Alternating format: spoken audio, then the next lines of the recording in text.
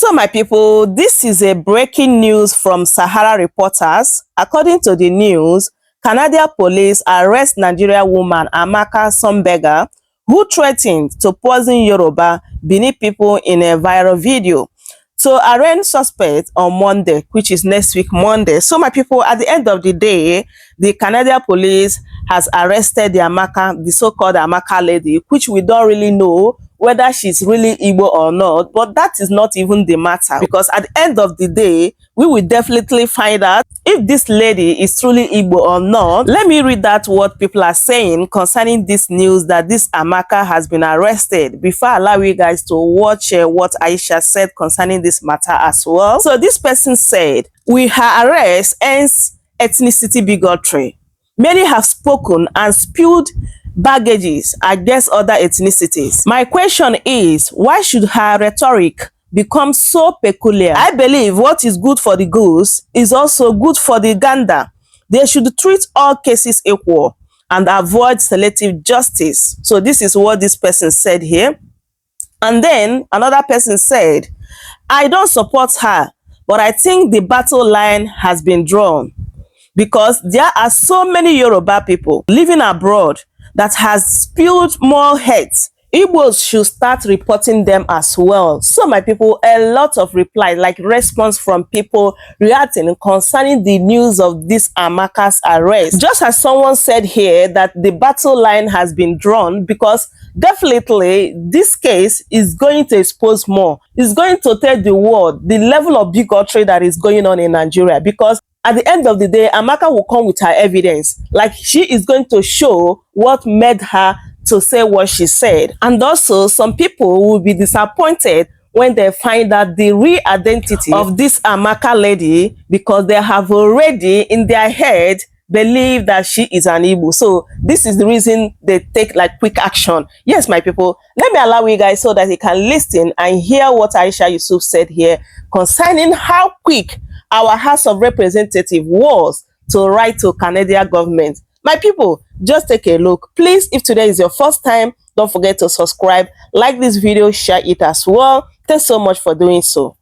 Hello everyone.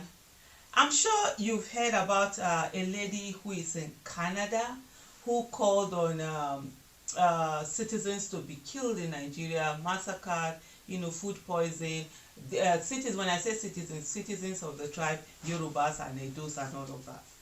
I must tell you, I have not followed that story, because one of the things that I refuse to do, even my own attention, my time, I don't give it to people who focus on, bigotry and stuff like that. I've seen that side. I've not spoken about it a lot. For me, it's deliberate. I refuse to feel all of those narratives that are going on. And I saw, when one time in the Oba of Benin, they were trying to denigrate, and saw there was some group who, there was something fishy about that whole thing, because there's a deliberate need now, or deliberate thing going on in Nigeria, where they're fueling bigotry and pitching people against each other. So when you're fighting each other passionately, you're forgetting that they are stealing money, you're forgetting that they are causing insecurity, you're forgetting that the hunger is there. So they are getting this, people end up getting this sense of victory because they've attacked their fellow citizens, they've insulted their fellow citizens, they've done all of that. Meanwhile, the politicians who are looting are going away. So I haven't really focused.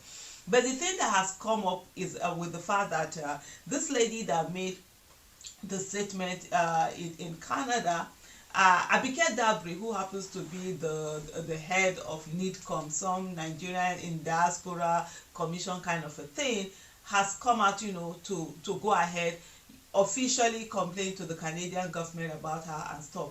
Nothing wrong with that, what she has done. But what people are calling her out on is the fact that, why is there selective prosecution? Why is there selective justice? Why is it not everybody here? This woman, she's Igbo, she's said to be Igbo, who had called on attack on Yorubas and Benins. But before then, like some people have pointed out, before then she was provoked to do that. Because I've always said to people, every tribe, religion, they have their own bigots. And if you say bigotry, everyone, can bring it on. You understand? And so they're asking, why are those people who have called for the massacre, for the killings or hurting of Igbo people, why is she not also going after them? I saw a tweet where she did, and she said that, oh no, that her own business is people in diaspora, and now they're bringing out more evidence for her of people in diaspora who has called out for hatred on people on Igbos and all of that.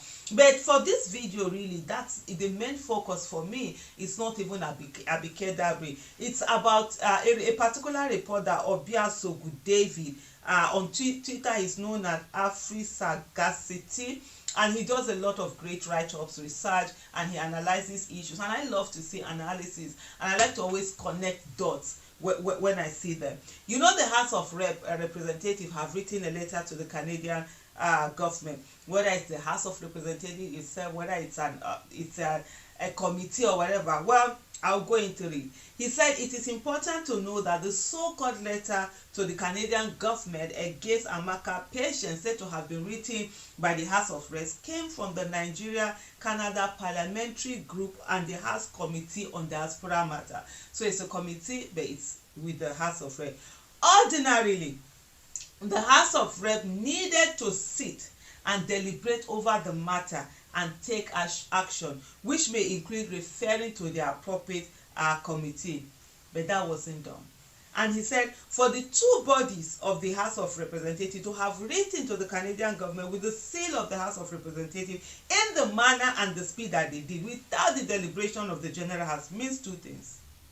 One, that there is external pressure from outside the House of Representatives, strong enough to force them to write the letter.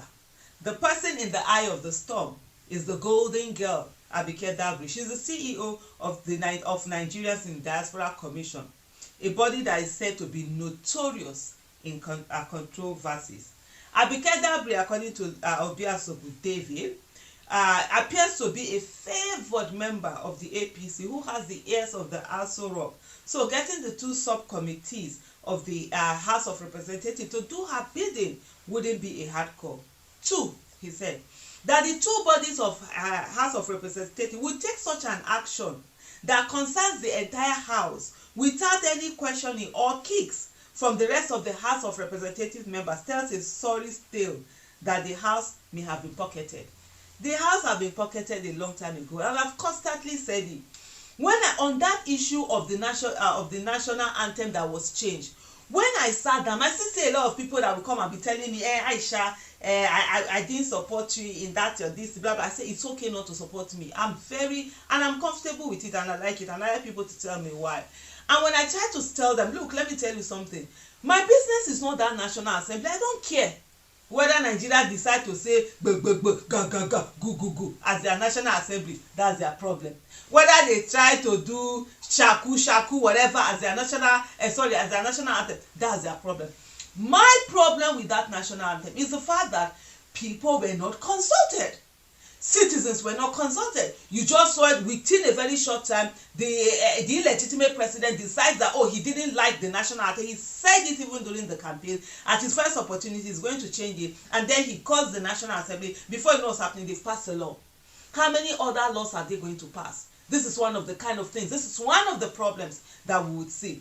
Now you are having a whole House of Representatives that is supposed to sit. How many people, members of them? Over 200 people that are supposed to sit down, and I think after 300 or something, if I'm not mistaken, members of House of Representatives that are supposed to sit down and deliberate on an issue. No, there was no deliberation. And this is something that what the House of Representatives have written is a representation of Nigeria. The issue is not even whether they're going, yes, they can, whatever they need to do, but they need to follow the process. People don't understand the importance of the process. If you on one thing, if you don't follow the process and you justify it, then it has to be justifiable for every other nonsense that they're doing.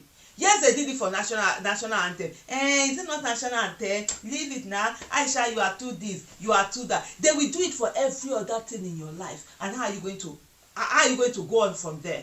That's the big thing.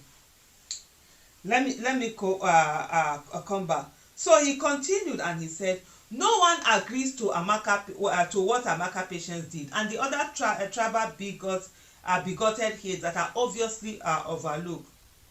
However, if the government moves against one culprit, it has to also move against the others for justice sake. The House of Thre should, as a matter of fact and urgency, look into the coordinated tribal hate slurs and attacks brewing in Nigeria. They shouldn't stop at heeding to Abike's request for a rush letter to Canadian government to punish a certain Nigerian who bears a certain name from a certain tribe. Their relevant committee should equally put their brain to use and pen an action-provoking petition to the police and other law enforcement agencies responsible for punishing offenders of hate speech or fanning the embers of tribal wars. So that's the thing. So now that the House of, and I just love the way he put all of this together.